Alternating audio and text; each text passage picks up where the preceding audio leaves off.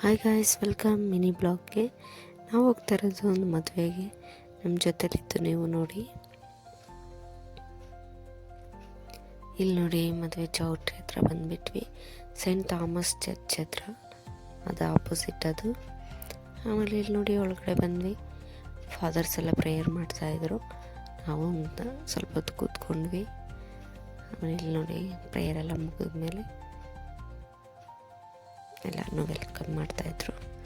ಆಮೇಲೆ ಮೇಲೆ ಹೋದ್ವಿ, ನನಗೆ ಗಿಫ್ಟ್ ಕೊಟ್ಬಿಟ್ಟು ಬಂದು ನಾವು ಊಟ ಮಾಡಿಕೊಂಡು ರಿಟರ್ನ್ ಹೊರಗಡೆ ಬಂದ್ವಿ.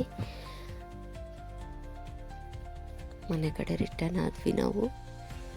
ಇಲ್ಲಿ ನೋಡಿ, ಮ್ಯಾರೇಜ್ಗೆ ಹೋದವ್ರಿಗೆಲ್ಲ ಈ ಬ್ಯಾಗ್ ಕೊಡ್ತಾರೆ, ಎಲ್ಲರಿಗೂ ಗೊತ್ತು.